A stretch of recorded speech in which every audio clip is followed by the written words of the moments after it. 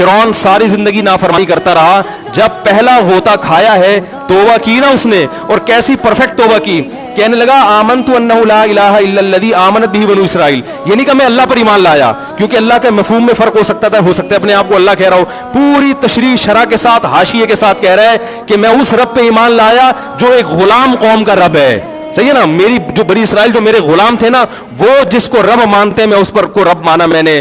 اللہ فرماتے ہیں آل آنا, اب ایمان لا رہے, وقد عصیت قبل, اس سے پہلے تو نے نافرمانی کی ہے, ایسا عبرت کا نشان بناؤں گا. فالیوم ننجیک ببدنک لتکون لمن خلفک آیا, تو مر جائے گا تیری باڈی سلامت رہے گی, آنے والے لوگ قیامت تک تیری باڈی کو دیکھ کر عبرت حاصل کر رہیں گے کہ یہ ہے جس نے زمین پر ایسی حکومت کی کہ اس کی حکومت کے کھوٹے زمین پہ گڑ گئے. آج کیسا عبرت کا نشان بنا ہوا ہے, کیسا پڑا ہوا ہے, مسالے لگا لگا کے تو اس کو محفوظ رکھا جا رہا ہے. اور اللہ فرماتے ہیں یہ تو اس کی باڈی ہے, تمہیں نظر آ رہی ہے, اس پر گزر کیا رہی ہے ہم تمہیں بتاتے ہیں. النار, آگ ہے, یعرضون علیہا غدوا وعشیا, جس آگ پر صبح اور شام اس کو جلایا جاتا ہے. وَيَوْمَ تَقُومُ السَّاعَةُ, اور جب قیامت قائم ہوگی, أَدْخِلُوا آلَ فِرْعَوْنَ أَشَدَّ الْعَذَابِ, اللہ فرمائیں گے کہ ہم حکم دیں گے فرشتوں کو کہ فرعون کو اس سے سخت عذاب میں ڈال دو.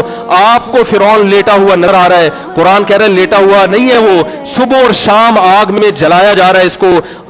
ہزاروں سال گزر گئے, صبح بھی آگ میں جلتا ہے, شام کو بھی آگ میں جلتا ہے. اور فرمایا ابھی قیامت آنے دو, جہنم میں ہمیشہ کے لیے داخل کروں گا جو اس سے بھی زیادہ سخت ہے. وَإِذْ يَتَحَاجُّونَ فِي النَّارِ, اور فرمایا جہنم میں جانے کے بعد کیا ہوگا, آپس میں ان کے مکالمے کو اللہ نے ذکر کیا ہے کہ جو فرعون کے ماتحت تھے وہ فرعون سے کہیں گے تیری اطاعت اور فرما برداری میں, تیری حکومت کی وجہ سے ہم نے موسیٰ کی بات نہیں مانی. اسے کمزور کہا, تو کہتا تھا موسیٰ کو بولنا نہیں آتا, موسیٰ کے پاس حکومت نہیں ہے, موسیٰ ہماری طرح پڑھا لکھا نہیں ہے, موسیٰ ہماری طرح براڈ مائنڈڈ نہیں ہے, ہم نے تیری دعوت کی وجہ سے موسیٰ کی بات کا انکار کیا, آج ہم آگ میں جل رہے ہیں. فَهَلْ أَنْتُمْ مُغْنُونَ عَنَّا نَصِيبًا مِّنَ النَّارِ, کیا ایک دن کے لیے تم سے آگ کو دور کر سکتے ہو.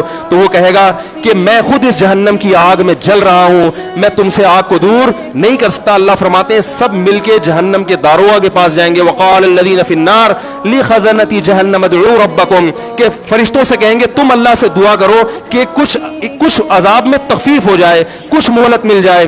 تو فرشتے جواب میں کہیں گے کہ کیا تمہارے پاس ڈرانے والا نہیں آیا تھا, موسیٰ کلیم اللہ جس سے اللہ کوہ طور پہ ہم کلام ہوا کرتا تھا, اس نے تمہیں ڈرایا نہیں تھا کہ تم اللہ کی نافرمانی چھوڑ دو.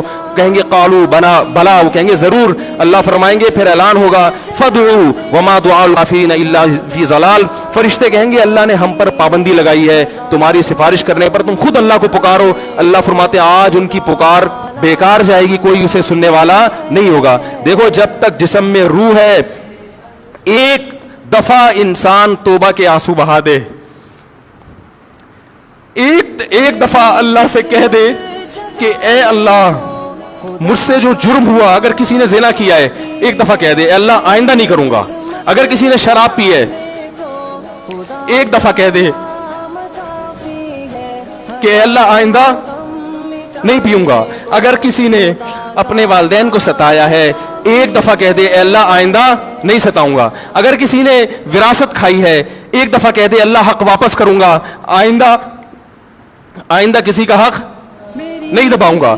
اگر کسی نے انٹرنیٹ پر بیہودہ فحش فلمیں دیکھی ہیں ایک دفعہ کہہ دے اللہ دیکھ چکا آئندہ بولو بھائی نہیں دیکھوں گا. اللہ فرماتے ہیں اس کے کہنے میں تاخیر ہو سکتی ہے. وَمَن يَعْمَلْ سُوءًا أَوْ يَظْلِمْ نَفْسَهُ ثُمَّ يَسْتَغْفِرِ اللَّهَ يَجِدِ اللَّهَ غَفُورًا رَحِيمًا, کیسا ہی بڑا سے بڑا جرم کر لے, اس کے بعد جب اللہ سے توبہ کرے گا بشرطے کہ روح جسم کے اندر موجود ہو, اللہ فرماتے ہیں یجد اللہ غفور الرحیم, اللہ صرف گناہ کو معاف نہیں کرے گا بلکہ یہ اللہ کو غفور اور رحیم پائے گا. غفور بھی پائے گا, پانے کا مطلب ہے محسوس کرے گا کہ اللہ نے اس کے جرم کو معاف کر دیا ہے, اور رحیم بھی پائے گا کہ مزید رحمتیں بھی کر رہا ہے.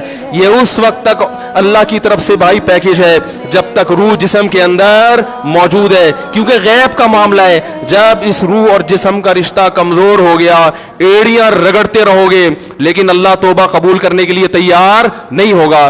اللہ سے دعا ہے کہ اللہ ہمیں اس وقت کے آنے سے پہلے سدھرنے کی توفیق عطا فرمائے, اور اس اس بے حیائی کا جو طوفان ہمارے معاشرے میں پھیلا ہوا ہے، اللہ اس بے حیائی کے طوفان سے ہمیں بھی اور اپنے اہل و عیال اور اپنی اولادوں کو بھی بچنے کی توفیق عطا فرمائے۔